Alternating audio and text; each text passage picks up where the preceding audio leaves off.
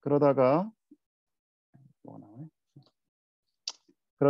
사도행전 8장 1절의 말씀을 보게 되었습니다. 그날에 예루살렘에 있는 교회에 큰 박해가 있어 사도 외에 다 유대와 사마리아 모든 땅으로 흩어지니라.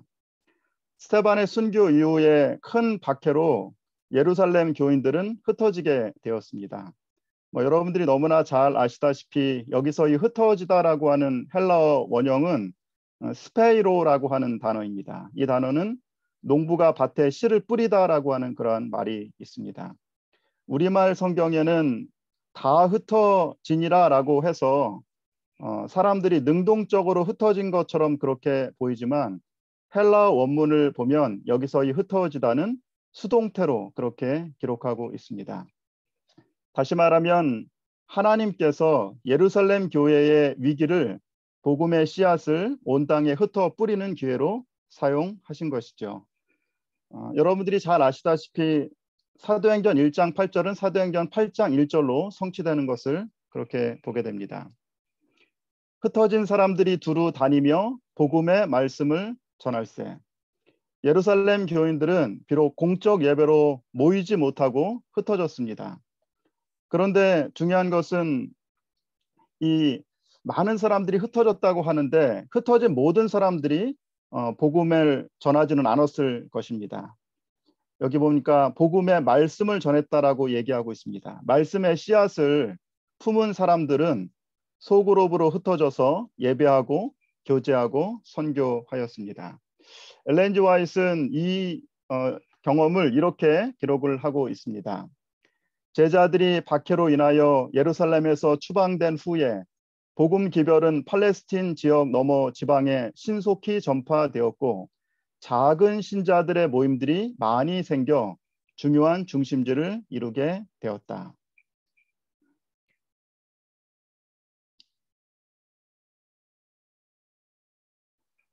초창기 재림 교인들에게 있어서 1844년 10월 대실망은 정말 커다란 시련과 그렇게 흩어짐의 시간이었습니다. 예언의 신에 보니까는 그들은 슬프고 낙담되어 작은 모임으로 여러 지역에 흩어졌다라고 그렇게 얘기하고 있습니다. 흩어진 사람들이 다 복음을 전하지는 않았을 것입니다. 그런데 재림교회 선구자들은 믿음을 실망으로 극복하고 성경을 연구하고 열렬히 기도하면서 서로 교제하였습니다. 우리 재림교회가 처음부터 큰 조직이 아니었기 때문에 처음에는 공적 예배를 드릴 수 없었다고 그렇게 얘기하고 있습니다. 그렇지만 그들은 소그룹으로 함께 모였습니다. 엘렌 G. 화이트는 그 당시의 경험을 이렇게 이야기하고 있습니다. 처음에 우리는 개인 가정집, 커다란 부엌, 창고, 숲속, 교사 등지에 모여 예배드리며 듣기 위하여 온 이들에게 진리를 제시하였다.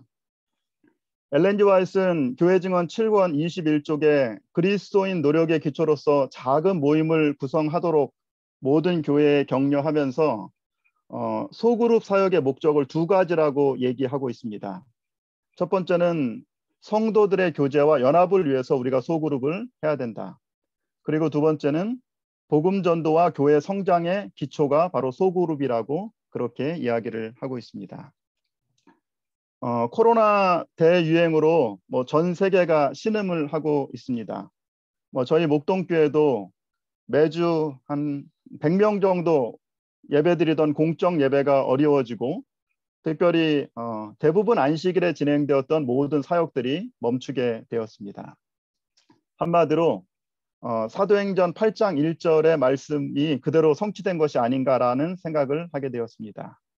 코로나 대유행으로 목동 교인들이 모든 땅에 흩어지니라.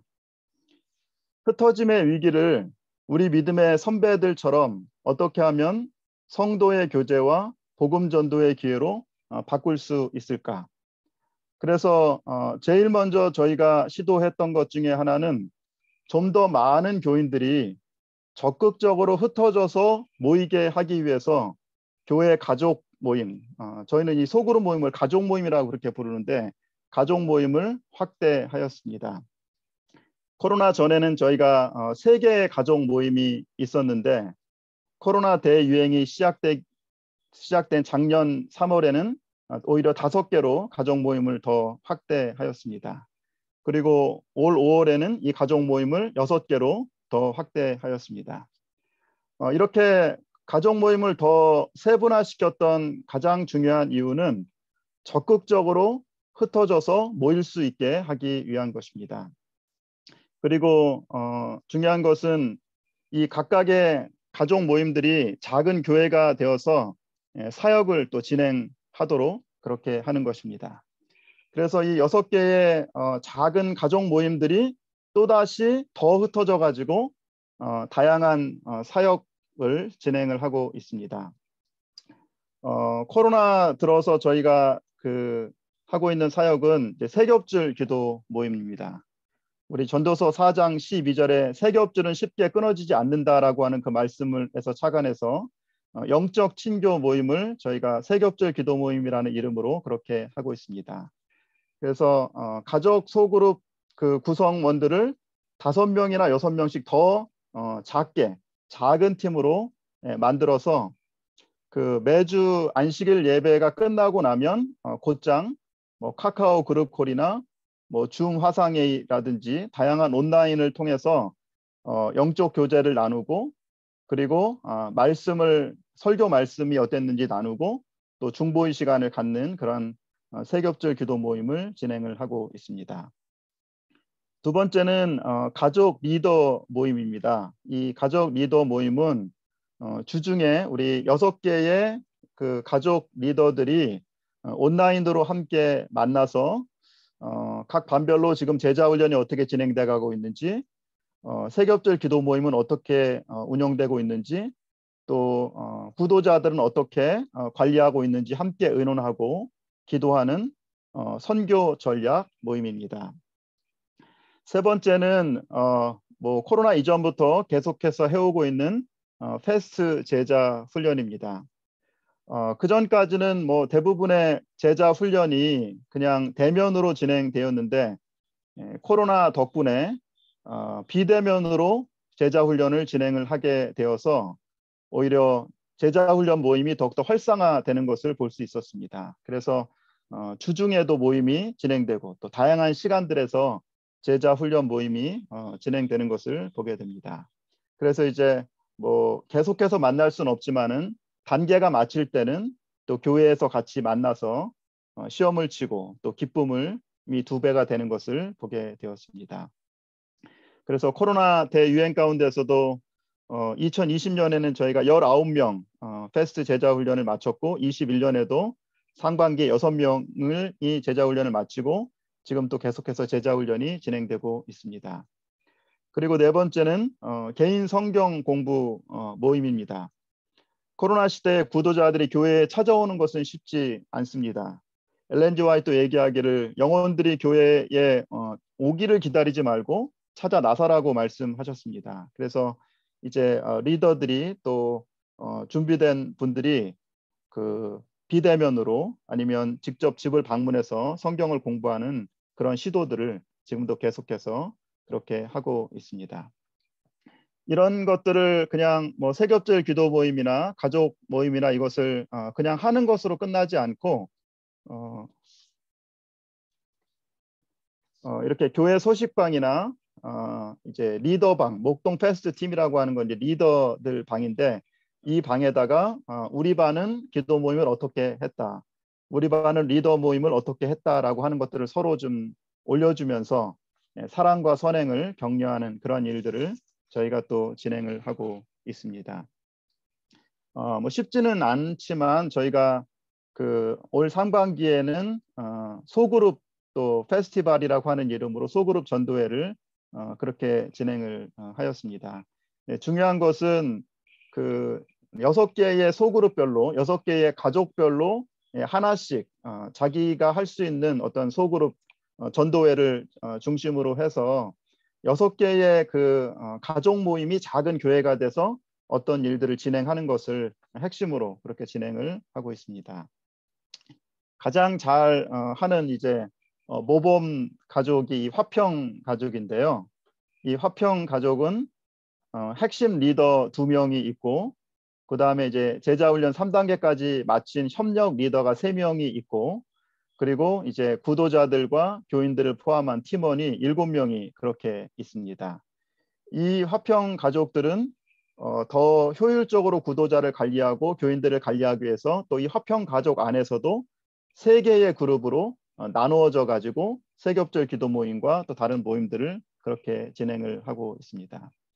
특별히 여기 그 화평 가족의 핵심 리더 2명의 집사님은 개인적으로 기도하고, 또 핵심 리더 2분만 따로 이렇게 주중에 만나가지고 더 낮아지는 기도라고 하는 기도 모임을 뭐 시키지 않았는데 2분이 그렇게 진행을 하고 계시고, 또 매주 목요일마다 우리 핵심 리더, 협력 리더들이 함께 만나서 기도하는 그러한 일들을 진행을 하고 있습니다. 그리고 이제 이 가족들이 아까 얘기했던 세겹줄 기도 모임이나 제자 훈련 모임, 또 구도자 성경 공부를 그렇게 진행을 하고 있습니다.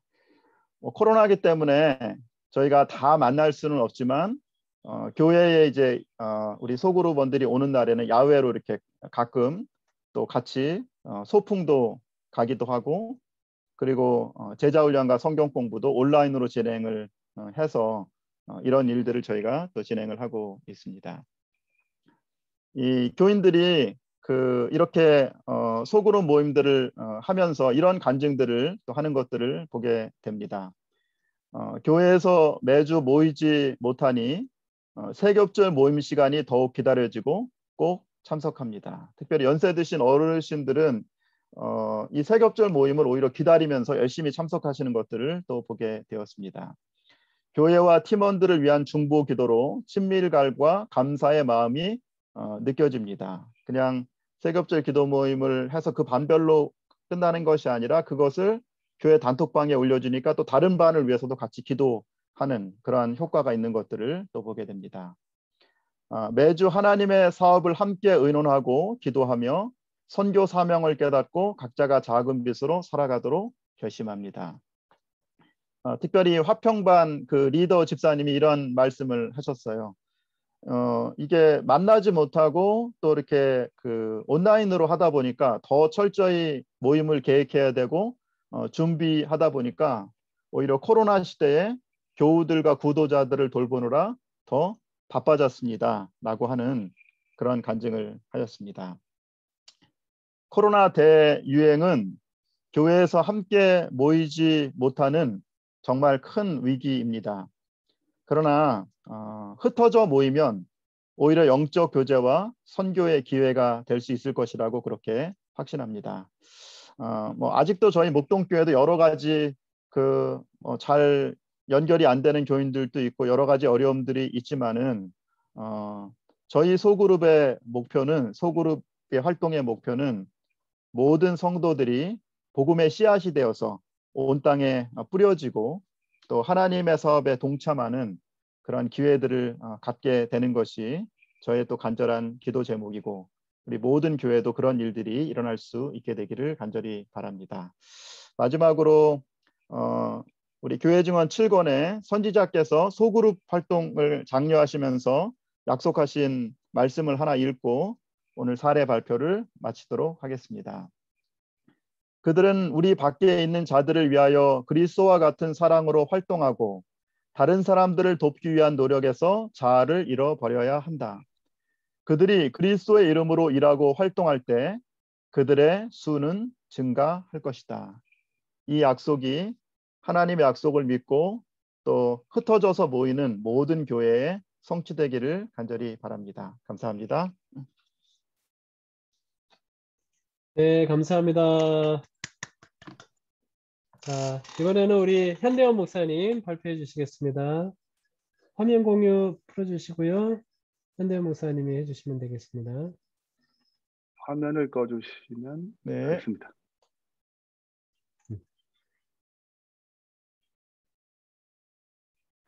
네,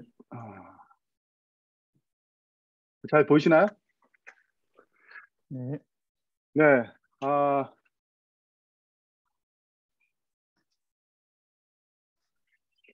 먼저 소그룹 삼립열린교회에 대한 소개를 순서적으로 하겠습니다.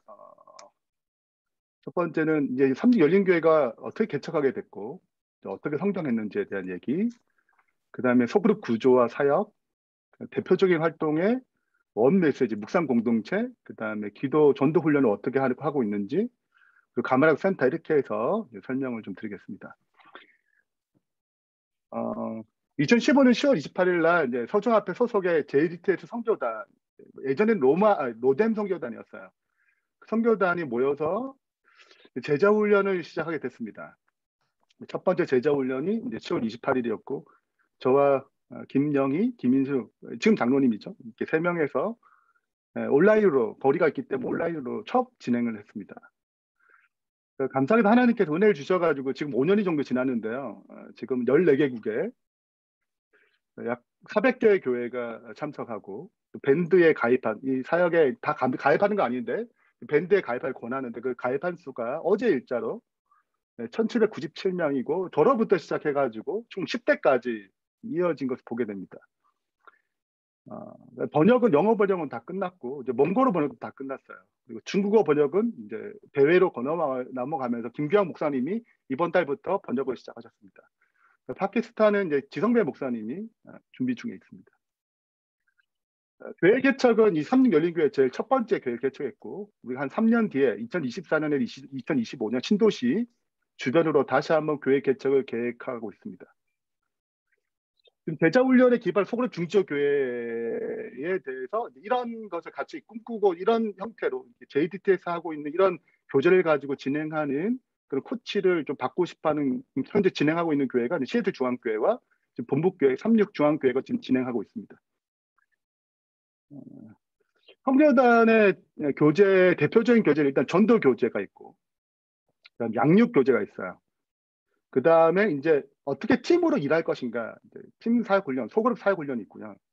그 다음에 매번 말씀 묵상을 할 수 있도록 하는 묵상 월간지가 나오고 있습니다. 올해 2년째가 됐어요. 한 40명 분이 이 일에 참여하고 있습니다.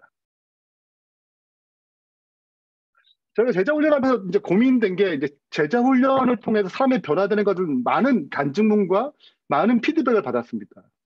근데 어디에 한계가 있냐면, 그 변화된 분들이 교회 전체에 어떤 영향력을 끼치는데 많은 어려움을 겪게 된 것을 제가 느끼게 됐어요. 그러니까 제자 훈련이 개인의 변화로 거의 끝나가는, 같이 힘을 모아서 뭔가 이렇게 영향력을 끼치는데 한계가 있음을 보게 됐습니다. 그래서 저희 이제 선교단이 특별히 이 문제를 놓고 기도하면서 특별히 읽었던 3권의 책이 있는데요. 그 첫 번째 책이 다 아시다시피 자니 왕이 장로님이 쓰신 게이트웨이 교회, 성공적인 교회의 7가지 역량이라는 책이죠. 이 책에는 새로운 패러다임이 필요하고, 새로운 패러다임의 교회에 대해서 제자 훈련이 기반된 패스트죠. 소그룹 중정 교회, 그리고 교회를 지속적으로 개척하는 교회, 이런 교회가 되면 좋겠다. 이 교회는 특별히 또 목회자가 교회를 개척한 게 아니고 장로님이 교회를 개척했죠. 평신도가. 이것이 굉장히 저희 선교단 자극을 줬습니다. 두 번째 책이 팀 켈러의 센터 처치입니다. 여기는 팀 켈러 목사님이 교회 개척에 대한 노하우가 다 담겨 있는, 교회 관점이 다 담겨 있는 책인데, 이 책의 리더머 교회의 핵심 사역, 교회 핵심 사역이 뭐냐면 전도하는 거예요. 가장 효과적인 전도 방법이 새로운 교회를 개척하는 것이다. 이 책이 또 저희가 굉장히 자극이 됐고, 실은 저는 이제 우리 재림교회 특성상 교회 개척은 저랑 굉장히 못 생각했습니다. 좀 작은 교회 시작해서 좀 중형교회 이렇게 맞다가 목회가 끝나지 않나, 이런 식으로 생각했지, 제가 교회를 개척해도 생각을 한 번도 해본 적이 없어요. 근데 이 책들을 읽으면서 제가 교회 개척에 대한 새로운 시각을 갖게 됐습니다. 그리고 세 번째 책이 우리 교단에 나온 러셀 브릴 목사님, 그 박사가 쓴 책이죠. 잃어버린 열정의 회복인데, 이 책은 교회 개척에 대한 책입니다. 우리 교단이 교회 개척에 시작해서 지금 어떻게 진행되고 있는지, 그리고 다시 회복해야 되는지에 대한, 교회 개척에 대한 회복이에요. 여기 이제 교회 개척에 대한 이유에 대해서 첫 번째는 교단의 위기다. 그 위기를 어떻게 탈출할 것인가, 그 방법이 교회 개척이라고 소개합니다. 그리고 교단의 시대 자체가 5년, 3년 이렇게 돌아간 시대 자체가 장기 목회가 초점이 아니고 교회를 개척하면서 끊임없이 이제 나아가는 방식의 시스템이다라고 얘기를 또 해요.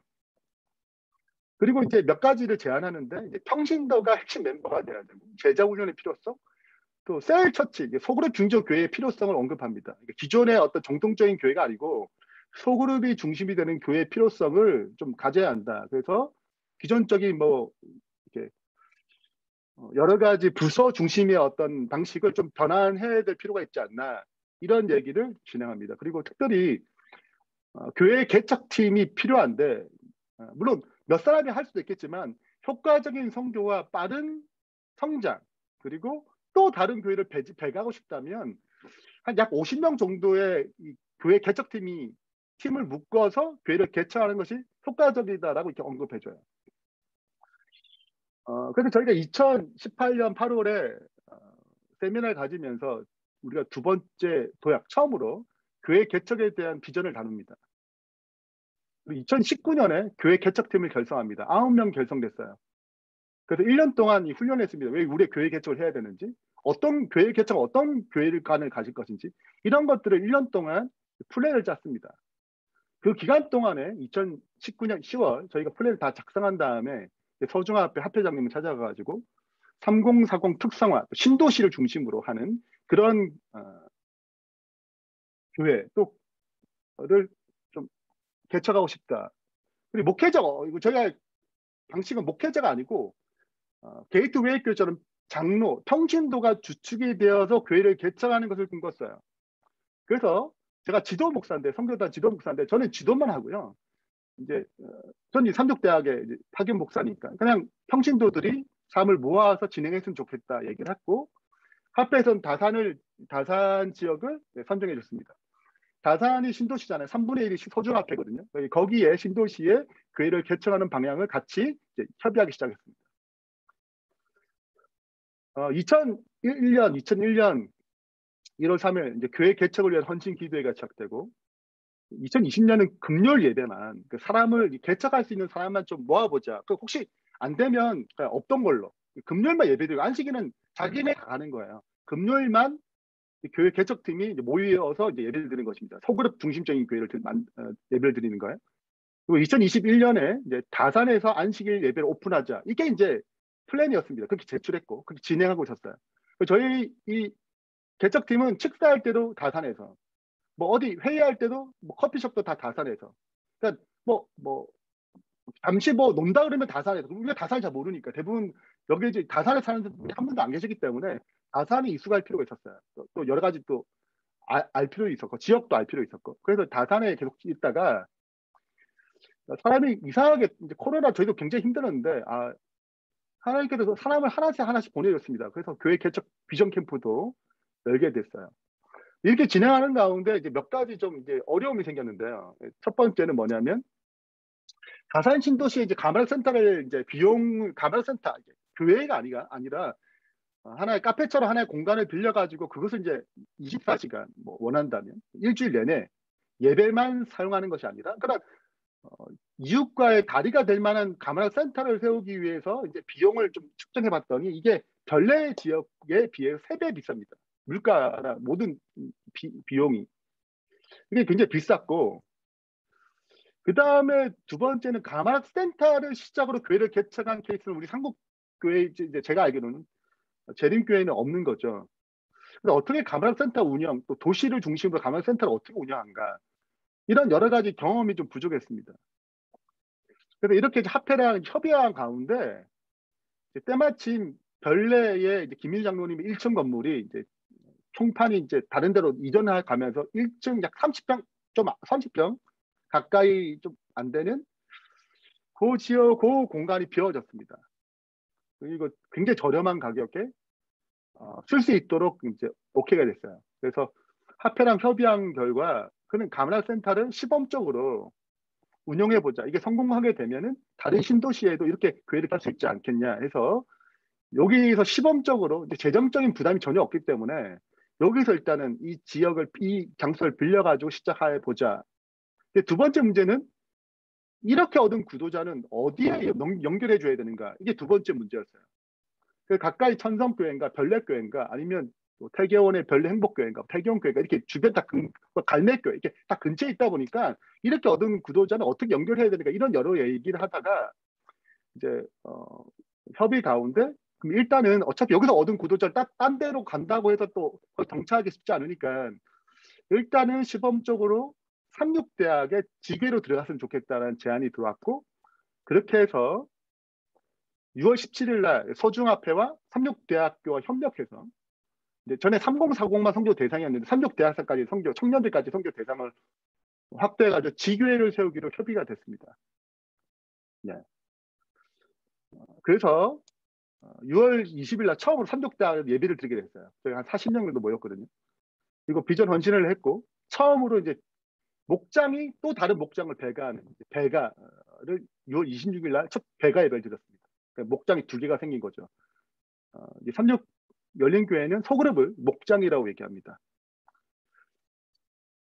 그리고 7월 17일 날 조직 예배를 드리게 됐고 이때 한 40명 정도가 이제 구성원이 됐습니다. 여기는 이른 양도 있었고 네, 오랫동안 교회를 안 다니다가 들어온 청년도 있었고 이렇게 이제 좀 복잡도 이렇게 뭐 우리 기존 교인도 있고 이렇게 이른 양 뭐 이렇게 섞여 있는 그룹이었어요.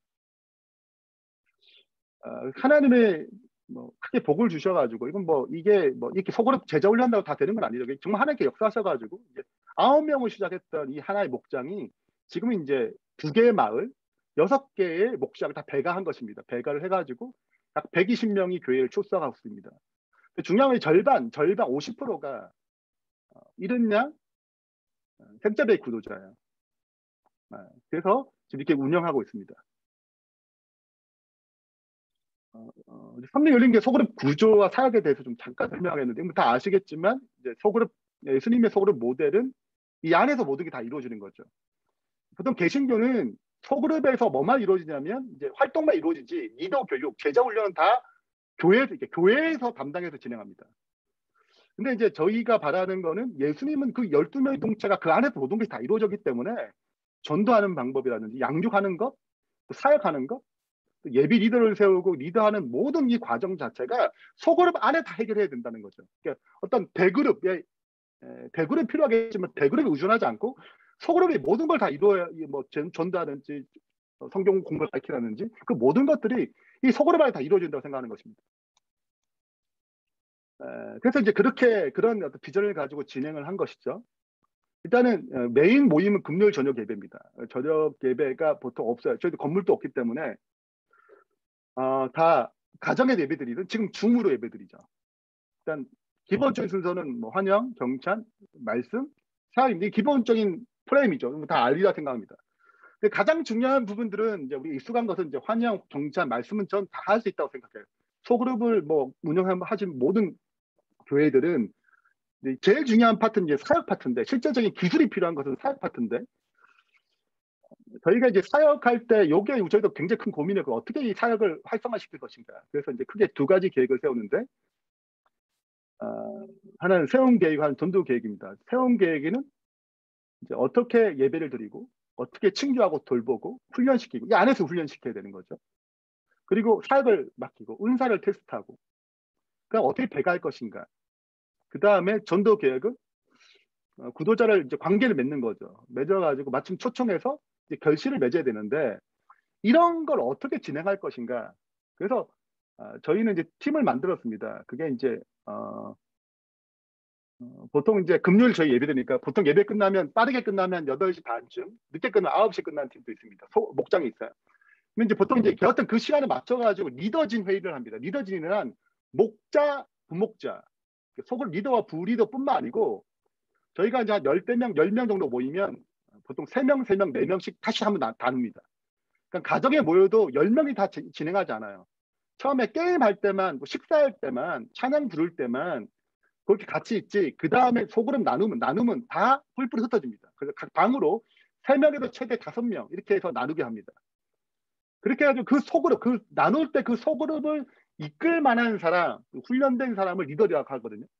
그 리더들과 목자, 부목자가 같이 모여가지고 나머지 분들은 다 보내고 그분들이 모여서 회의를 합니다. 이게 리더진 회의라고 그래요. 이 회의에서 아까 그 얘기, 어떻게 저 사람을 세울 것인가, 누가 빠졌는가, 그걸 다 회의를 합니다. 그리고 목장 회의 보고서를 씁니다. 보고서를 써요. 그러면 이제 그 다음에 9시 반에 이 목자, 부목자가 다 들어옵니다. 지금 목자, 부목자가 다 들어와서 줌으로 진행합니다. 다 들어와서 그 내용을 각자 어떻게 이제 발표하고 그 다음에 좋은 거든 같이 취사 선택하고 실행할 것들을 얘기하고 마무리합니다. 이게 이제 목자 회의 보고서야. 그렇게 해서 진행합니다. 이건 다음번에 다시 한번 확인을 안 했는지 확인하는 거죠. 그다음 이제 그 계획 따라서 이제 남자들이 좀 필요해. 남자들이 사귐이 별로 없어. 남자들끼리 볼링 대회 한 거거든요. 그리고 여자들끼리 이제 사귐이 필요. 한 명 구도자입니다. 그래서 같이 사귀는 시간. 그리고 애들도 좀 케어가 필요하기 때문에 3040이니까 애들과 같이 식사하는 시간. 이건 자기 가족이 아니에요. 서로 다른 가족을 케어하는 것입니다. 그리고 여기는 바베큐 파티를 하는데 이제 저도 삼육대학에 있다 보니까 삼육대학 애들은 이제 초대하고 이렇게 해가지고 바베큐 파티를 한 것입니다. 이걸 다 이제 계획을 하는 것입니다. 이건 일목장에서 계획한 것입니다. 그리고 이제 뭐 돌봄, 초대 계획을 다 이제 세우는 거 실제적으로. 그 다음에 어디 가는 것. 이건 목장과 목장을 뛰어넘어서 같이 하는 것이고. 이거는 자 지금 최근에 하는 이제 구도자들인데요. VIP 성경 공부, 제자 훈련을 제가 우리 교인들 하는 사람은 아무도 없습니다. 다 여기 목장에서 다 처리를 합니다. 목장 잔치인데 12월 25일 이제 작년이죠. 이게 이제 크리스마스에서 금요일이기 때문에 저희가 목장 잔치 하는 날이잖아요. 목장 예배죠. 목장 예배하지 말고 목장 잔치로 좀 바꾸자 해서 12월 25일 날 저희가 좀 목장 잔치를 했습니다. 그래서 선물을 다 하고 2목장에 있고 3목장에 있고 이렇게 그리고 이제 구도자를 다 남편 다 초대해서 같이 선물 드리고 이렇게 한 것입니다. 저희가 실은 한 번도 모인 적이 없어요. 전 교인이. 그래서 이번에 한번 전체 모여서 또 구도자 초대해서 온라인으로 운동회를 하자 그래가지고 2시간째 운동회를 했습니다. 이런 자료들 필요하시면 언제든지 뭐 드릴 수 있습니다. 2시간째 너무 재밌게 했어요. 구도자도 여기서 너무 좋아했고 반응도 너무 좋고. 그리고 이건 대가 예배인데요. 그래서 1목장에서 3, 4, 1마을이라고 해요. 3개의 목장이 그 다음에 이 마을은 2목장에서 5, 6목장을 배가했거든요. 그래가지고 이렇게 현재 지금 2개 마을로 진행합니다. 전에는 같이 묶어서 이제 제가 제가 전체 목자 회의를 했다면 이제는 코치, 목자장, 마을장이 있어가지고 그걸 케어합니다. 목자 회의를 제가 이제 안 해요. 근데 제일 중요한 건 저희 교회에서 가장 중요한 거는 이제 소그룹, 금요 예배가 가장 중요합니다. 여기서 모든 것이 운영이 돼요. 그래서 이제 계획을 세운 거고 상시로 어떻게 전도하고 어떻게 훈련을 하고 어떻게 관계를 맺고 이런 걸 할 것인가. 그리고 안식일은 이 목장 6개가 모여서 예배 드리는 것이죠. 이렇게 진행되고 있습니다. 자, 원 메시지인데요. 잠깐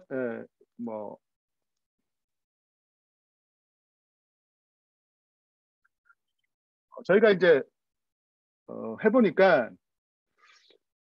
서로가 이제 말씀 묵상을 아는데 말씀을 봐야 되는지 안 되는지 혼자 잘 안 되는 것입니다. 그래서 저희가 묵상 월간지 성교단에 만든 묵상 월간지를 꾸준히 이제 사용하는 것입니다. 그래서 모든 세대가 계속 같이 묵상할 수 있도록 그래서 5시 반부터 시작해가지고 8시까지 밤 10시 팀까지 해서 30분 간격으로 모든 분들을 섞어놨어요. 연결했습니다. 매일 묵상할 수 있도록 매일 기도할 수 있도록 그렇게 해서 안식일 날에 이 본문을 가지고 설교하고 하나의 메시지가 계속 진행하고 있습니다. 그래서 이거는 줌으로 하는데 굉장히 영적으로 성장하는데 굉장히 큰 도움이 되는 것 같아요. 저희 교회에서. 그다음에 전도와 이제 전도 훈련, 기도 훈련인데 이건 전도 속으로 폭발한다고 하는 이 책은 목자 훈련 때 이제 계속 사용하는 책인데 매주 읽는 책이에요. 부분적으로. 여기 보면 2가지 성공 비결이 나오는데 기도하는 것, 또 전도의 모본이 된 리더가 이제 성공하는 리더의 2가지 특징인데 저희 똑같이 적용한 것입니다. 그래서 우리 기도하자. 그리고 일주일에 한 번씩 VIP 접촉한 카톡을 보내든 식사를 같이 하든 어떻게 하든 간에 뭐든 하든 간에 올리자. 모두 목자 부목자들은 그렇게 해서 이제 진행하는 것입니다. 목자들이 이제 40일 기도하면 이제 각 목원들에게 전화해가지고 기도 제목이 뭐냐 물어서 기도 제목을 같이 올려가지고 기도하는 내용들이에요. 이렇게 진행됩니다. 이거는 이제 전체 목자방인데 계속 전도 훈련하는 내용을 올리는 거, 사진을 올리는 것이 내가 누굴 만났는지. 마지막 세 번째 가마르 센터입니다. 저희가 이제 이것을 이제 카페처럼 만들었어요. 그래가지고 공간인데요. 경기도 꿈의 학교를 3개를 지금 진행하고 있습니다. 1,000만 원짜리 프로그램이에요. 독서 모임, 기타, 교회에서는 기타 여러 가지 것들을 같이 사용합니다. 네, 이상입니다.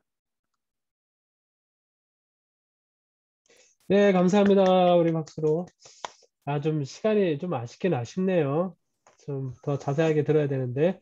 자, 이번에는 우리 다 큰 왕자 우리 김현철 목사님 발표 부탁드리겠습니다.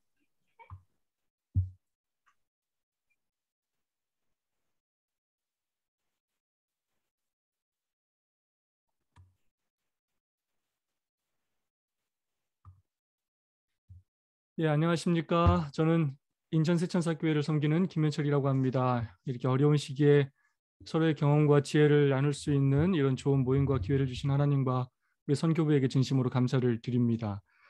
사실 15분이라는 시간을 이렇게 제가 받았는데 보통 사실 제가 이 철학적인 부분을 설명하는데 한 5시간 걸리더라고요. 네, 그런 철학적인 부분을 하나도 얘기하지 않고 15분 안에 어쨌든 실천적인 부분을 얘기하는 것이라 잘 전달이 될 수 있을지는 모르겠습니다. 소그룹으로 변화되어 부흥하는 교회를 꿈꾸며 저는 늘 교회 부흥을 꿈꾸며 여태까지 살아왔는데요. 왜 우리 교회는 부흥하지 않을까 여전히 고민을 많이 하고 있습니다. 그러면서 어떻게 하면 우리 교회가 부흥할 수 있을까 정말로 많은 고민을 했고 짧은 목회 기간이지만 17년, 18년 동안 목회하고 또 고민했던 부분들을 또 저 나름대로 답을 찾았던 부분들을 교회에 적용했던 그런 내용들입니다. 어떻게 하면 모든 성도들을 예수님의 제자가 되게 할까? 어떻게 하면 모든 성도들을 통하여 다른 사람을 제자로 삼게 할까? 어떻게 하면 성도 전체를 제자화시킬 수 있을까? 어떻게 하면 우리의 시스템을 통해서 이것들을 이룰 수 있을까 하는 고민들을 하게 되었습니다. 20명 교회든 30명 교회든 50명 교회든 100명 교회든 어떻게 하면 내가 가는 곳에서 그렇게 동일하게 목회를 할 수 있을까 여러 고민들을 하게 되었습니다. 그러면서 어떻게 하면 우리 교회를 운명 공동체요 사명 공동체로 만들 수 있을까? 어떻게 하면 예수님의 제자가 되어서 제자를 삼을 수 있을까를 그렇게 고민을 했습니다. 우선은 제가 우리 재림교회가 우리가 가진 진리와 열심에 비해 부응하지 못하는 여러 이유를 제 나름대로 정리한 건 첫 번째는 개인주의입니다. 교회를 다니는데 우리는 굉장히 개인적인 신앙을 해요. 개인 기도하고 개인 성경 공부하고 개인적으로 그렇게 구원받기 위해서 노력하는 그런 시스템 가운데 살아간다는 걸 느꼈습니다. 운명 공동체, 가족이 되지 않으면 사명 공동체, 이 공동체가 되지 않으면 예수님의 제자가 될 수도 없고 다른 사람을 제자로 삼을 수도 없는데 우리의 신앙이 굉장히 개인주의적인 성향을 가지고 있고 교회 시스템도 그렇게 움직이고 있어요. 두 번째, 일방통행이에요. 우리가 수없이 교회에 일주일에 3번, 4번 오는데 와서 하고 가는 것이 대부분 다 설교만 듣고 가는 거예요. 끊임없이 일방통행. 결국 영적인 성장은 쌍방 간의 나눔을 통해서만 이루어질 수 있는데 끊임없이 우리는 듣는 시스템으로 이루어진다는 것입니다. 그리고 우리가 하는 대부분의 제자훈련과 소그룹은 어떤 특정한 부류의 사람들에게만 이루어진다는 거예요. 모두에게 이루어지지 않는다는 것입니다. 이걸 통해서는 교회가 부흥할 수 없다고 저는 개인적으로 생각을 했고 이 부분에 가장 중점적으로 그렇게 생각을 했습니다. 세 번째, 귀족적 이기주의. 그러다 보니까 굉장히 열심히 하는 성도들이 있는데 나의 구원을 위해서 그렇게 신앙생활을 하는 경우들이 굉장히 많아요. 율법 중심으로 하는 경우가 굉장히 많고 관계를 맺을 줄도 모르고 섬길 줄도 모르고 사역을 할지도 모르는 경우들이 너무나 많다는 것입니다. 그것이 반복되면서 결국 형식화된 신앙이 되고 그러면서 평신도 사역자들이 점점 사라지고 목회자 중심에 그리고 몇몇 시간 있고 돈 있고 능력 있는 몇몇 사람에 의해서 교회가 움직여가는 그런 안타까운 상황을 그렇게 접하게 되었습니다. 어떻게 하면 이 문제를 해결할 수 있을까에 대한 고민으로 소그룹 그리고 소그룹을 통한 제자훈련을 통하여 그리고 특별히 우리 재림교회 시스템을 통하여 이것을 바꿔야 한다는 것이 저의 결론이었고 18년 동안 제가 나름대로 경험한 내용들입니다. 저희 교회는 지금 총 9개의 소그룹으로 이루어져 있습니다. 전 교인이 소그룹에 참가하고 있습니다. 전인적 소그룹입니다. 이 소그룹이 모든 교회 조직이 기초고 이 한 소그룹에서 양육과 선교가 다 일어나서 하나의 교회로서 역할을 하도록 그렇게 가르치고 있습니다. 당연히 안실학교와 선교부가 하나로 통합되어 있고 다른 어떤 부서보다도 다 소그룹 중심으로 교회가 운영이 되고 있습니다. 장로님들은 디렉터로 자신 맡은 소그룹과 소그룹 임원들을 돌보고 있고요. 리더와 부리더와 서기가 또 임원으로 그렇게 봉사하고 있습니다. 이들이 주중 모임은 물론 매일의 모임, 안식 소그룹까지 그렇게 관리하고 책임지고 있고 사역까지 그렇게 담당하고 있습니다. 핵심적인 부분을 결론적으로 얘기하자면 저희 교회 소그룹은 3단계로 운영이 되고 있습니다. 첫 번째는 멘토입니다. 멘토는 소그룹의 기초로 소그룹 안에 작은 또 모임으로서 이렇게 2명씩 짝지어지기도 하고요. 3명씩 짝어지기도 합니다. 모든 소그룹의 기초로 멘토 제도를 운영하고 있습니다. 매일마다 하나님과 내가 삶을 나누고 말씀을 나누는 일이 원활하게 이루어지고 있는지를 서로 체크해 주면서 도와주면서 신앙의 개인주의가 되지 않고 서로 삶을 돌보고 또 다른 사람의 삶에 관심을 가지고 함께 사역하면서 함께 영적인 성장과 함께 사역을 이룰 수 있도록 매일마다 함께 할 수 있는 대상을 정해주는 것입니다. 그래서 이걸 통해서 1차적으로 매일의 삶을 통해서 영적인 성숙이 있게 하는 것이 목표입니다. 그리고 두 번째는 바로 소그룹입니다. 주중 소그룹과 또한 안식일 소그룹을 통해서 이루어지는 그러한 사역입니다. 대면으로도 저희가 지금도 하고 있고요. 또 비대면으로 소그룹이 또 이루어지고도 있습니다.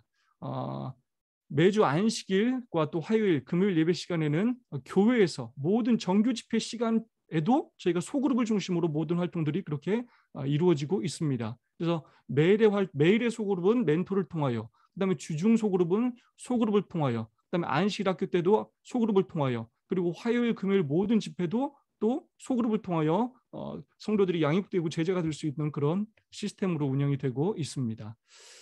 저는 다른 교재를 만들지 않고요. 제가 오랫동안 이것들을 해보면서 제가 느낀 결론은 저는 어쨌든 예언의 신이 가장 좋은 교재라고 저는 나름대로 그렇게 판단을 해서 시대의 소망을 가장 먼저 하고요. 한 챕터씩 저희가 일주일 동안 이렇게 제가 주보를 통하여 매일마다 묵상할 범위를 정해주고요. 또 매일마다 묵상할 성경 통독 범위를 정해주고요. 함께 매일 이걸 가지고 멘토와 아침마다 삶을 나누고 말씀을 나누게 하고 서로 기도하게 하고 중보기도 하고 서로 사역을 계획하게 하고 실천하게 하고 보고하게 합니다. 그것이 주중에 또 소그룹과 함께 그렇게 소그룹을 통하여 이루어지고요. 그리고 안식일에는 실제적으로 또한 그 일들이 마지막으로 또 함께 이루어지게 됩니다. 사도행 지금은 저희가 안식일 예배 때 소그룹을 계속 하고 있는데 시대의 소망이 끝나고 사도 실물 교훈이 끝나고 저희가 이제 사도행적을 그렇게 하고 있습니다.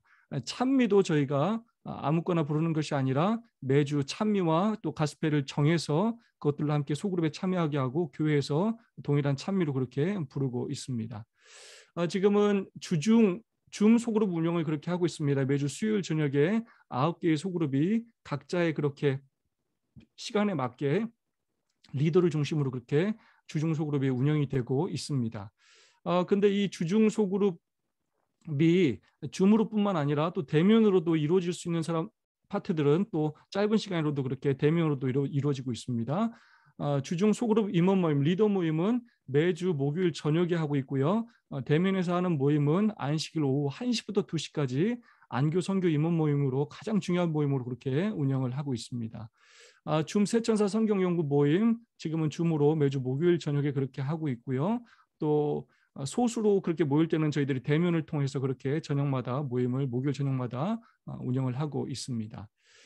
제가 아까도 강조했듯이 사실은 우리가 하는 소그룹의 지금의 한계는 저는 우리 교회의 정식 예배를 벗어난 소그룹에 문제가 있다고 저는 생각합니다. 물론 그것도 좋은 장점이 있고 하지만 정말로 소그룹을 정착시키기 위해서는 우리 교회 시스템 안에서 소그룹이 이루어져야 된다고 생각합니다. 그것이 화요 기도회 시간에 그리고 금요일 시간에 가장 핵심은 안식일 학교 시간에 소그룹이 반드시 일어나야지만 모든 교인들을 예수님의 제자가 되게 할 수 있고 제자를 삼을 수 있고 안교부와 선교부가 같은 궤도 안에서 연결돼서 운영할 수가 있다는 것입니다. 그래서 9시 50분부터 10시 40분까지 저희는 안식일에 소그룹을 운영합니다. 그래서 저희는 그 시간에 교과를 하지 않고 교과는 금요일 저녁에 그렇게 운영을 하고 있습니다. 매주 안식일 소그룹이 9개의 소그룹으로 나눠져서 그렇게 삶을 나누고 말씀을 나누고 중보기도하고 또 사역을 보고하고 다음 사역을 계획하고 하는 일들로 소그룹 중심으로 그 모든 것들이 그렇게 계획되고 실천될 수 있도록 그렇게 권장하고 있고 많은 사역들이 이루어지고 있습니다. 어린아이들도 마찬가지입니다. 어린아이들끼리 그렇게 지도에 따라서 소그룹을 그렇게 하고 있고요. 특별히 어린이는 지금 제가 말하는 멘토는 멘토와 멘티가 아니라 모든 성도들이 동일하게 삶을 나누고 말씀을 나눠야 되기 때문에 멘토와 멘토 똑같이 하고 있고요. 또 어린이들과 어른 사이에는 멘토와 멘티 제도를 통해서 또 영적인 후견인 제도 또한 복합적으로 사용하고 있습니다. 안식일 소그룹이 모든 성도들에게 소그룹이 무엇인지를 경험하고 가르치기 위해서는 안식일에 이 소그룹을 행하지 않고는 교회 분위기를 바꾸거나 성도들에게 제자 훈련을 시킬 수 없다는 것이 제 개인적인 철학이기 때문에 안식일 학교 시간에 하는 이 소그룹을 가장 중요하게 생각하고 있습니다. 그래서 저희는 9시 50분부터 10시 40분에 이렇게 소그룹이 그렇게 진행되고요. 그다음에 사실은 모든 교회의 패턴 안에 다 이 소그룹과 말씀을 나누고 삶을 나누는 것이 핵심입니다. 그래서 저희 같은 경우는 설교가 끝나고 나서도 3분에서 5분 동안 오늘 받은 말씀을 서로 2명씩 3명씩 짝을 주어서 말씀을 나누고 삶을 나누고 기도하는 시간을 줍니다. 그래서 모든 모임 시간에 다 작은 소그룹들이 끊임없이 그렇게 이루어지게 됩니다. 화요일 기도에도 마찬가지입니다. 짧은 설교 8시까지만 그렇게 하고 저는 여태까지 3년째 그리스도인 선교봉사로 짧게 요약해서 제가 말씀을 나누고 삶을 나누고 그 다음에 성도들이 30분 동안 소그룹별로 또는 2명, 3명 멘토끼리 삶을 나누고 말씀을 나누고 결심하고 사역을 하도록 그렇게 지도를 합니다. 금요일도 마찬가지입니다. 교과를 제가 우선 가르치고요. 그 다음에 소그룹으로 또 8시부터 8시 30분까지 또 삶을 나누고 말씀을 나누고 또 결심하고 또 사역을 또 계획하고 실천하게 합니다. 요즘은 이것조차도 더욱더 다변화시켜서 이제 저 혼자 설교를 하는 것이 아니라 이렇게 양육된 소그룹별로 리더들과 또 많은 성도들이 화요일 예배에 그렇게 간증자로 말씀을 준비하는 사람들로 또 그 교과도 절대로 한 명에게 순서를 맡기지 않고요. 3명에서 4명씩 그렇게 나와서 그날 순서들을 같이 준비하고 진행하게 합니다. 저희 고민은 이것입니다. 오늘 제목이 비대면 시대의 소그룹인데 이 비대면 시대의 소그룹과 대면 때와 달라야 하는가에 대한 저는 우선 고민을 합니다. 그것이 다를 수 있는가? 달라야 하는가? 소그룹의 본질이 무엇인가에 대한 고민을 먼저 하게 됩니다. 결국 소그룹의 본질, 우리가 소그룹은 다 하고 있는데 각자 가진 철학도 다르고 사상도 다르고 방식도 너무나 다릅니다. 그래서 교인들이 굉장히 혼란스러워한다는 얘기를 저도 교인들로부터 굉장히 많이 들었습니다. 우리가 하는 소그룹이 어떤 소그룹인지, 우리 교회는 누가 소그룹을 하고 있고 어떤 소그룹을 하고 있는지, 어떻게 해왔는지 고민하지 않을 수가 없습니다. 삶을 나누고 말씀을 나누어서 영적인 성숙을 통해서 모든 성도가 예수님의 제자가 되게 하고 가진 달란트를 활용해서 혼자가 아니라 팀으로서 다른 사람을 제자로 삼는 그 사역이 이루어지는 것. 그래서 양육과 선교가 함께 이루어지는 것이 소그룹이 돼야 되는데 과연 나는 잘하고 있는가라는 고민을 하면서 어떻게 하면 이것을 우리와 멘토와 우리 소그룹 안에서 이것들을 할 수 있을까에 대한 고민을 끊임없이 하면서 그렇게 노력하고 있습니다. 그래서 비대면 시대의 소그룹이라는 개념보다 본질적인 소그룹의 개념을 명확히 하는 것이 더 중요하다는 생각이 많이 들게 됩니다. 그래서 소그룹이 교회의 기초요, 또 양육과 선교의 기초가 되어야 한다라는 생각을 가지고 있고요. 그래서 매일의 멘토 모임, 또 매주의 소그룹 모임, 또 교회 집회를 통해서 이 3단계를 통하여 끊임없이 우리의 모든 삶을 통하여 모든 성도들이 제자 훈련을 받아야 한다라고 그렇게 생각하고 있습니다. 그래서 소그룹 자체가 모든 집회의 기초가 되어야 한다라는 것이 저의 철학입니다. 특별히 우리가 가진 이 재림교회의 시스템은 저는 가장 완전한 시스템이라고 생각하고 우리 화요일 또 금요일뿐만 아니라 우리에게 제일 중요한 안식일 학교를 바른 목적대로 바르게 활용함으로써 이 소그룹을 바로 세워야 한다라는 것이 제 개인적인 생각입니다. 사람들이 교회를 떠나는 결정적인 이유는 바로 친교의 부족이다라고 새신자 정착 매뉴얼에 그렇게 나와 있고 여러 선교 학책에서도 그렇게 이야기하고 있습니다. 새신자가 교회 성경적으로 정착하는 데 필요한 3가지 필수 요소가 바로 믿음을 표현할 수 있어야, 개인의 간증, 고백, 삶을 나눌 수 있어야 한다는 거죠. 교인의 친구가 있어야 된다는 거죠. 관계적인 소그룹이 필요하다는 것입니다. 자신이 좋아하고 적극적으로 참여하는 소그룹이 교회 안에 있어야 한다는 것입니다. 그래서 결국 우리가 영적인 성숙을 통해서 예수님의 제자가 되려면 삶을 나누고 말씀을 나누는 일이 이루어져야 하는데 그 삶을 나누고 말씀을 나누는 일이 3가지 관계에서 결국 제가 얘기하고자 하는 것은 이 도표 한 장에 다 들어가 있는데요. 결국 우리가 영적인 성숙을 이루어서 하나님과 그리고 2번째 성도와 3번째 이웃과 삶을 나누고 말씀을 나누는 일이 이루어질 때 예수님의 제자가 될 수 있고 그렇게 할 때 다른 사람을 제자로 삼을 수 있다는 것이 저의 강의 핵심입니다. 그런데 혼자 하나님과의 삶을 나누고 말씀을 나누는 것이 바로 이루어지지 않기 때문에 멘토라는 제도를 통해서 그 일을 돕고 함께 양육하고 사육하자는 것이고, 교회 안에서 성도들 간에 전혀 나눔도 없고 사귐도 없고 그다음에 선교적인 그런 함께 공유할 수 있는 시스템이 없기 때문에 소그룹을 통해 함께 삶을 나누고 말씀을 나누면서 이웃들에게 투자하고 초청하면서 예수님의 제자가 돼서 제자를 삼자는 것입니다. 그리고 이웃들에게 우리가 또 투자하고 그들을 초청하면서 멘토와 소그룹이라는 두 단계, 교회라는 세 단계를 거쳐서 그들에게 투자하고 초청하면서 예수님의 제자가 되어서 다른 사람을 예수님의 제자로 삼자는 것입니다. 그래서 저는 이 3단계 전략을 굉장히 중요하게 생각합니다. 그래서 매일의 삶을 통해서 성도들이 멘토를 통하여 삶을 나누고 말씀을 나누고 사역하게 하는 것이고, 그 다음에 주중의 소그룹을 통하여 구도자를 초청하는 구도자 중심의 소그룹을 운영하게 하는 것이고요. 그 다음에 안식일의 소그룹은 우리가 다시 한번 그것들을 보고하고 간증하고 다음 주에 선교 계획들을 세우고 함께 또 각자의 소그룹의 구도자들이 교회 전체의 구도자가 되고 함께 교회가 연합하여 각자의 소그룹을 도울 수 있는 시스템을 만들고 함께 계획을 세우는 그런 소그룹 시간이 바로 안식일 학교의 소그룹 시간이고 10분 선교의 시간입니다. 그리고 교회를 통하여 투자와 초청을 통해서 멘토 그리고 소그룹의 구도자들을 정기적으로 교회에 초청해서 이들에게 이제 소그룹 페스티벌을 통하여 브리지 프로그램들을 통하여 교회에 정착하게 만들고 소그룹에 연계해서 그들을 예수님의 제자로 삼는 것이 목표입니다. 그래서 한 사람이면 패하겠거니와 두 사람이면 등이 당하나니 삼겹줄은 쉽게 끊어지지 아니하리라. 아까 윤학수 목사님 말씀하셨지만 저는 삼겹줄이 개인적으로는 이렇게 멘토와 소그룹과 교회라는 세 가지 시스템을 통해서 우리 교회 안에 있는 그 좋은 시스템과 매일매일의 이런 과정들을 통해서 성도들로 하여금 고민하고 실천하게 만드는 것이라고 생각합니다. 복음 전도와 양육 과정이 분리되어 있는 조직은 그 자체가 실패한 원인이다 라고 와그너가 얘기했습니다. 그래서 어떻게 하면 복음 전도와 양육 과정이 분리되어 있지 않은 조직을 우리가 만들 수 있을까? 우리가 왜 안식학교와 선교가 이렇게 분리되어 있고 왜 이렇게 교회 안에 다양한 조직이 있고 이렇게 복잡하고 왜 이렇게 정말로 성도들이 이해하기도 어려울까라는 고민을 많이 했고, 굉장히 단순한 조직이 필요하다고 생각하고, 그래서 가장 교회 기본적인 조직이 멘토가 되어야 한다고 생각하고 그 멘토를 기본으로 소그룹을 그렇게 조직하는 것이 가장 효과적인 방법이라고 저는 개인적으로 생각합니다. 그래서 결국 4W에서 환영 및 인사가 저희는 이제 삶을 나눕니다. 간증을 하나님께 감사의 고백을 하고 그 다음에 또 하나님께 회개하고 하는 시간들을 갖고 삶을 나누고요. 경배와 찬양하고요. 말씀을 나누고 그 다음에 사역 및 중보에서 결국 서로 위해서 기도하고 다음 주 계획을 세우고 하는 모든 일들을 그렇게 하게 됩니다. 그래서 제가 가장 중요하게 하는 것은 결국 안식학교입니다.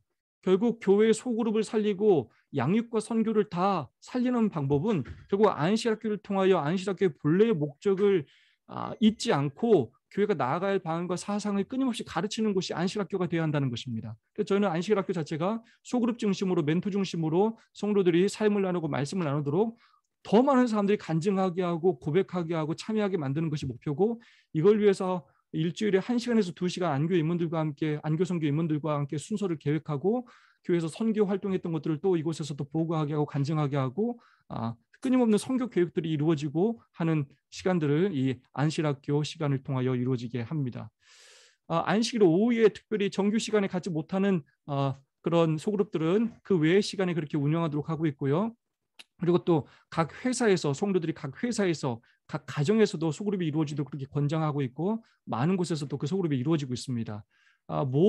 결국 중요한 것은 교회가 하나의 시스템으로 모든 성도들이 교회 안에서 그렇게 자기의 소그룹에 속해 있어서 그 소그룹을 통해서 양육되어야 하고, 그리고 그 다음 단계로 이제 자기들이 또 하나의 소그룹들을 만들어서 다른 곳에서도 또 활동할 수 있도록 그렇게 만드는 것이 목표입니다. 그래서 정리하자면 결국 삶을 나누고 말씀을 나누는 일이 하나님과 성도와 이웃 간에 지속적이고 순차적으로 이루어져서 이 과정들을 통하여 매일과 매주의 삶을 통하여 교회에 다니는 것만으로도 우리가 예수님의 제자가 되고 다른 사람을 제자를 삼는 사역이 이루어지도록 하자는 것이 목표입니다. 그래서 이 3단계 사역이 정말로 중요하다고 생각합니다. 멘토들끼리 매일마다 할 수 있는 사역을 하게 만드는 것입니다. 그리고 소그룹끼리 매주 한 번씩 할 수 있는 사역을 하게 하는 것입니다. 그것이 안식일 오후도 권장하고요. 주중에 또 할 수 있는 사역들은 주중에 하게 하고요. 그리고 4개의 소그룹 혼자 소그룹이 하기 어렵다면 4개, 2개, 3개 소그룹이 함께 모여서 함께 특별 사업을 계획하게 하고요. 교회에서는 최소한 한 기에 한 번씩 구도자들을 또 초청하는 그런 프로그램들을 그렇게 운영하는 것이 목표입니다. 그래서 소그룹 및 제자 훈련을 저는 교회 전체 시스템을 통하여 하는 것이 중요하다고 생각하고 있고 그렇게 지금까지 실천해 오고 있습니다. 그래서 화요 기도회는 설교 중심이 아니라 관계 중심의 소그룹을 운영하는 것이고요. 짧게 제가 말씀을 나누고 그걸 통해서 서로 또 고백하게 하고 계획하게 하고 간증하게 하고 사역하게 하는 것이 그 목표입니다. 주중 소그룹은 영적 친교 모임으로 다 이루어지는데 전인적 소그룹이 이루어지고요. 구도자를 초청해서 운영할 수 있는 프로그램으로 그렇게 진행하게 하고 있습니다. 금요일은 성경 교수 및 예배를 드리는데 짧은 시간 그렇게 하고 그다음에 또 소그룹을 통하여 그 나눔이 또 이루어지게 하고 있습니다. 안식일학교도 선교 보고와 선교 계획 발표 및 나눔이 이루어지고요. 찬양 및 간증, 나눔과 사역을 통한 양육과 또 소그룹의 연합이 이루어지도록 그렇게 하고 있습니다. 안식일 예배를 통해서 예배를 통한 하나님의 그 초월성을 경험하게 하고 소그룹 전체 보고에 매 안식일학교 10분 선교를 통하여 각 소그룹의 구도자와 사역이 교회 전체의 구도자와 사역이 되게 하도록 그렇게 한 시간을 갖고 있고요. 안식일로는 1시부터 2시까지는 안교선교 임원 모임을 꼭 가져서 안식일학교 전체를 피드백하고 출석자 결석자 모두 확인하고 주중에 소그룹 사역을 다시 한번 점검하고 다음 주 소그룹을 점검하고 다음 주 안식일학교를 계획하고 체크하고 다 서로가 서로를 돕고 또 기도하고 마친 후에 오후 소그룹별 사역을 그렇게 진행하고 있습니다. 리더 훈련은 화요일 기도회 전에도 하고 또 후에도 하고요. 특별히 안식일학교 안식일 오후에 1시에서 2시까지 시간을 갖고 있습니다. 그래서 우리 교회 자체가 모든 성도들이 선교에 관심을 갖고 자기가 사역을 하도록 만드는 것이 목표입니다. 말씀 묵상을 할 뿐만 아니라 모든 성도가 사역을 하게 만드는 것이 목표입니다. 그래서 그렇게 해서 선교 중심적인 교회, 그래서 모든 성도들이 관계 중심적인 교회, 이기적인 신앙생활이 아니라 이타적인 삶과 신앙생활을 하도록 만드는 것이고요. 그리고 모든 성도가 예수님의 제자가 되어서 평신도가 다 사역을 하고 평신도가 교회를 이끌어가고 평신도가 목회자처럼 그렇게 영혼들을 돌보는 교회를 만드는 것이 목표입니다. 그래서 제가 바라는 것은 저는 지금도 우리 재림교인들이 너무나 많은 시간 교회 다닌다고 생각하고 있습니다. 우리가 정규적인 프로그램도 잘 활용하지 못하면서 나머지 시간에 계속 교인들을 훈련하는 것 물론 필요하지만 보다 본질적인 개혁이 필요하다고 생각하고 우리 교인들이 화요일, 금요일, 안식일에 교회에 나오는 것만으로도 우리가 성공할 수 없다면 다른 프로그램은 성공하기 어렵다고 저는 개인적으로 생각합니다. 그래서 우리 재림교회에 가진 이 시스템 안에서 우리 재림교회 성도들이 잘 다니기만 하면 이 시간 안에서 교육받고 양육받고 사역을 하는 그런 모든 과정들을 통해서 제자가 되고 제자를 삼는 그 시스템이 이루어져서 교회가 부흥하고 성장하는 교회를 만드는 것이 저의 목표고 그렇게 실천하고 있고 비대면이나 대면이나 사실 거의 차이 없이 그렇게 지금 운영하고 있습니다. 네, 감사합니다. 감사합니다. 1시간 동안 이제 말씀을 들었는데요. 우리가 강의를 듣다 보면 어떤 거는 좀 덜 중요하고 어떤 거는 중요하고 그렇게 해서 중요한 것만 취하면 된다 이렇게 생각이 드는데 오늘 시간은 너무나 모든 말씀들이 다 중요해서 좀 아쉽습니다. 더 많은 시간을 들을 수 있었으면 좋았겠다 이런 생각이 듭니다. 우리가 지금 이렇게 세미나를 진행하다 보니까 이 신광철 목사님 오셨네요. 환영합니다. 목사님 반갑습니다. 네. 자, 그러면 우리 좀 질문하는 시간을 좀 갖도록 하겠습니다. 약간 좀 시간이 좀 늦어졌긴 하지만 잠깐이라도 우리가 궁금하고 또 더 설명이 필요한 부분들을 서로 질문하는 시간을 가지면 좋겠습니다. 자, 이제 마이크 켜주시고요. 음성을 해제해 주시고 질문하실 분들은 이제 질문해 주시면 좋겠습니다.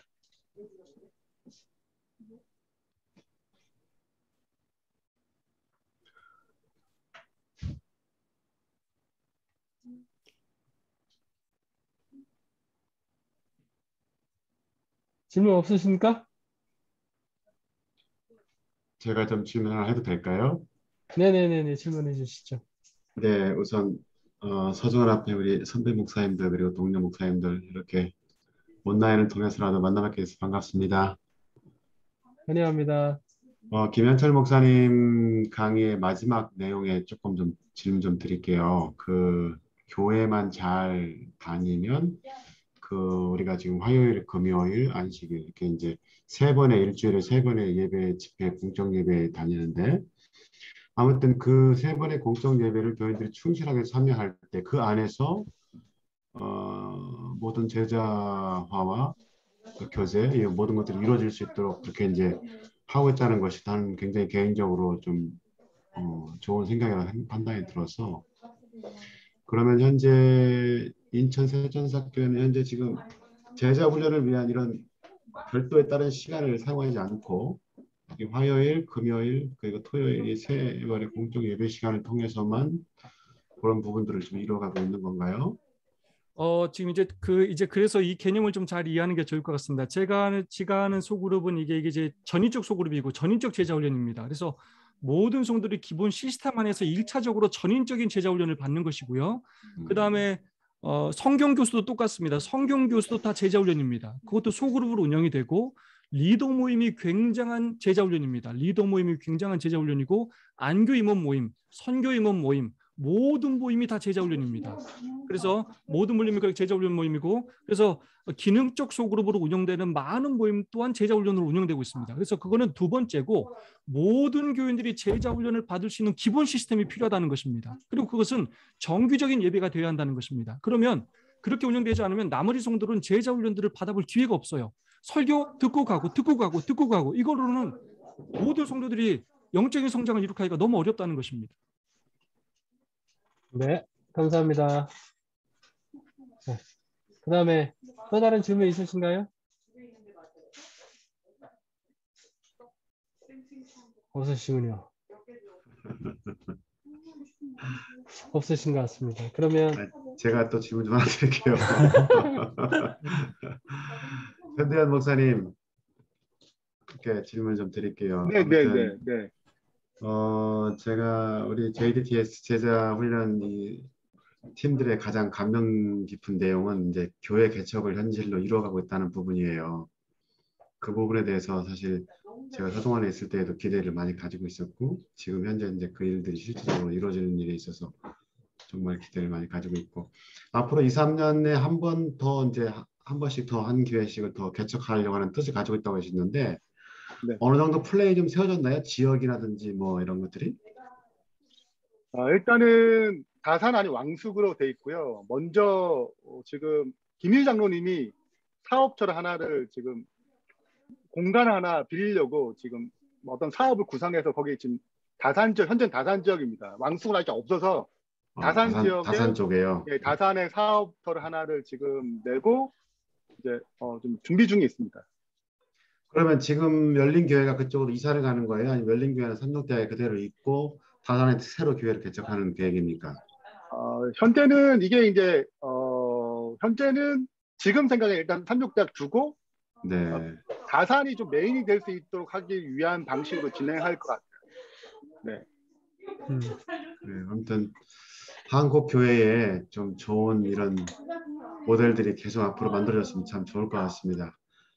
저는 개인적으로 패스트 제자훈련도 그 나름대로 너무 가치 있고 JTS도 마찬가지고 우리 한국 교회 이런 다양한 케이스의 캐릭터들의 이런 제자훈련 모델들이 나와서 좋은 사례들을 계속 만들어가면 참 좋겠습니다. 뭐 이건 사담입니다만 저희가 이제 내년도 2022년도 계획을 연합회 선교부 계획을 짜면서도 JGTS하고 패스트 제자훈련에 대한 또 지원 나름대로 예산들을 좀 잡아놓고 계획을 하고 있습니다. 아무튼 저희들 기도하면서 응원하겠습니다. 감사합니다. 예, 한기태 목사님 음성을 해제해 주시고 질문해 주시면 고맙겠습니다. 우선은 뭐 세부 목사님들이 당신네들 교회에서 따로 개별적으로 세미나를 좀 열으시면 좋겠다는 생각이 들고 목사들을 위해서 어떤 이렇게 줌을 통해서라도 따로 개별적으로 좀 하시면은 우리가 이렇게 참여해서 심도 있게 좀 배울 수 있지 않을까 그런 좀 생각이 좀 듭니다. 그리고 또 이제 뭐 신천지나 하나님의 교회가 저렇게 폭발적으로 성장하는 이유 가운데 하나가 통일돼 있어요. 교재도 통일돼 있고 모든 시스템이 통일돼 있거든요. 제자훈련 과정도 통일돼 있고. 그래서 하나님의 교회 같은 경우도 목사가 이동이 되지만 모든 것이 동일하게 돌아가기 때문에 저렇게 폭발적으로 성장해 갈 수 있는 요인이 아닐까. 그 생각도 좀 해봤거든요. 그런 부분에 대해서는 연합회나 합회에서 조금 코디가 있어야 되지 않을까 그런 생각도 좀 듭니다. 뭐 그거는 조금 뭐 나중 얘기겠지만 어떤 그런 부분들이 나중에 좀 필요하지 않을까. 네. 우리 한 목사님 질문은 합회 선교부장하고 연합회 선교부장한테 한 제안이시죠? 네. 그러면 또 너무 주제만 담는 거고. 네, 알겠습니다. 그런 아쉬움이 좀 있습니다. 네. 사실 이제 개인적으로 저도 그 부분에 대한 고민을 상당히 오랫동안 해왔었는데요.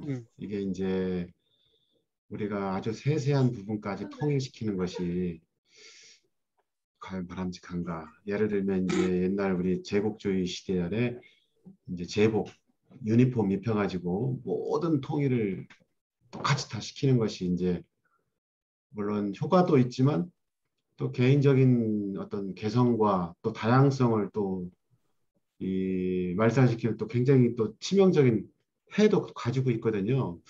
그래서 이제 저는 사실은 큰 카테고리에서는 일률성을 가지고 있지만 그러나 그 안에서는 또 무한한 개성과 다양성을 인정하는 방향으로 사실 생각을 하고 있거든요. 그래서 우리 한국 교회가 제자 훈련 또 소그룹이라고 하는 이 큰 카테고리에서는 계속 강조하고 이 부분이 모든 교회와 성도들이 꼭 참여해야 될 필수적인 부분으로 강조하면서도 그러나 그 안에서 또 다양한 형태와 자신들의 어떤 개성에 맞는 그런 컬러의 제자 훈련이나 소그룹 형태들이 좀 다양하게 존재하는 게 오히려 더 바람직하지 않나. 저는 이제 개인적으로 그렇게 생각을 하고 있었는데요. 하여튼 이게 단기간에 어떤 효력을 내고 성과를 내는 데는 무조건 일률적으로 그냥 이 유니폼을 입혀가지고 끌고 나가는 게 효과가 있는 것 같은데 사실 지금까지 우리가 이제 계속 그동안 그런 방식으로 해왔거든요. 한국에서 우리 교회가. 근데 그게 또 항상 대안만은 아닌 것 같아요. 이 다양한 시대에 다양성이 존재되는 시대라서 커다란 카테고리 안에서는 우리가 한 방향으로 가지만 그 안에서는 좀 다양성과 개성이 존중되면 더 좋지 않겠나 그런 생각도 또 가지고 있습니다. 계속 고민해 보겠습니다. 예, 이창선 목사님. 좀 가능한데 인사동이 있는 교회라서 우리가 예, 우리 교회 시스템에 참 그런 또 특성이 있어서 참 아쉬워요. 예. 그런 부분에서 교인들도 혼란이 생기고. 자, 그러면 이제 이창선 목사님 질문 하겠습니다. 저는 이제 질문은 아니고 피드백. 예, 예. 목사님들 강의 들으면서 오늘 세 분의 목사님이 가지신 독특한 개성만큼이나 정말 자기만의 어떤 방식으로 또 받은 빗대로 열정적으로 그 열정이 참 보여서 좋았고요. 그러나 이제 공통적으로 제가 캐치한 것은 말씀이 있었고 그 안에 그 다음에 교제가 있었고 그 다음에 사역이 있었다는 것 그리고 제자 훈련이 그 안에 포함되어 있었다는 것을 제가 느낄 수 있었습니다.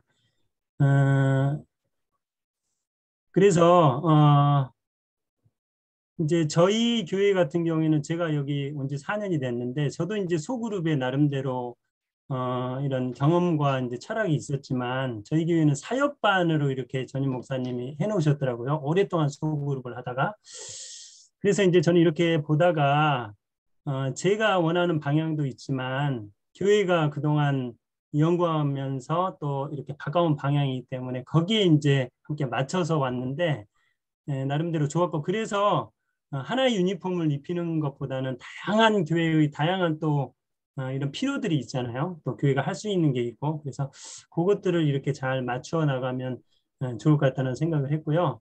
어쨌든 화이프님께서 말씀하신 것처럼 실수가 없으신 하나님께서 작은 반들을 조직해서 일하게 할 때 그것은 확실하게 성공할 것이라 그랬거든요. 그 안에는 이제 말씀 교제, 그 다음에 제자 양육, 그 다음에 사역 이런 부분들만 녹아 들어간다면 우리가 가지고 있는 그 열정과 또 교회가 가지고 있는 능력들이 잘 조합된다면 다양한 방식들을 통해서 우리가 충분히 성공할 수 있다고 저는 보거든요.